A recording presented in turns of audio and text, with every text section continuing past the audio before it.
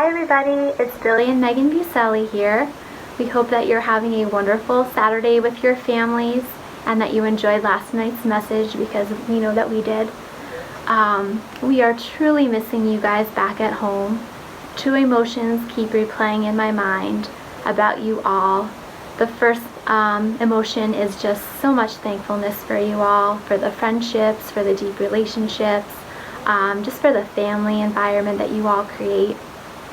And with that thankfulness also comes some grieving, because we are longing to be with you again, and I know our kiddos are longing to be with you again, and I think that just kind of builds up each day that we're not together. So thank you so much for providing that for our family, and just thank you. Today we're going to be reading from Matthew 27 verses 62 to 66. So I guess we'll hop to it. Get it? The next day on the Sabbath, the leading priests and Pharisees went to see Pilate. They told him, "Sir, remember what that deceiver once said while he was still alive? After 3 days I will rise from the dead. So we request that you seal the tomb until the third day. This will prevent his disciples from coming and stealing his body and then telling everyone he was raised from the dead. If that happens, we'll be worse off than we were at first." Pilate replied, "Take guards and secure it the best you can." So they sealed the tomb and posted guards to protect it. So we just want to say, we know this is, it can be a very discouraging time, and there's a lot of uncertainty. People might be uncertain about their health or about their finances or about when they're going to get back to their comforts. And we just want to, I guess, share what helps us kind of maintain some perspective, and that is that difficult times are nothing new for us.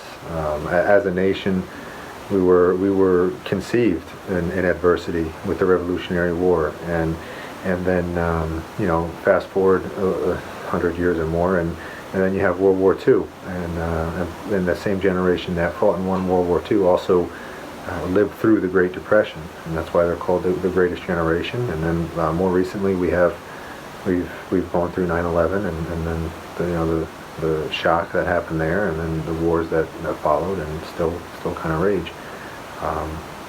And we've survived as a nation and as a people. But more importantly than that, God's people have always survived. There's no way He has ever or will ever forsake us, and you can see that everywhere you look in His Word.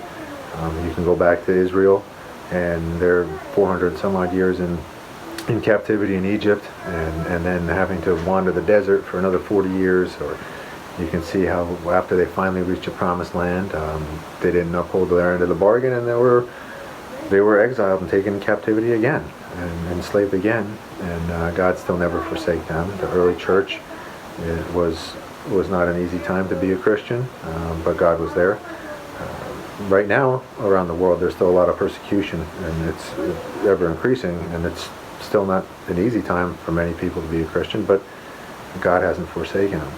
And just maybe consider what the people here in this section of the Bible specifically were experiencing. I mean, they had just seen their Savior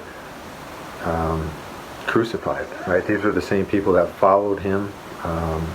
They walked with Him, they talked with Him, we were able to hug Him and kiss Him and sit at His feet as He preached, and those are just amazing privileges that we would only hope to be able to have or looking forward to someday.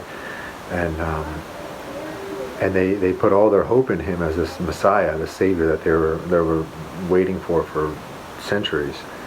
But they didn't understand that ultimately He did have to die.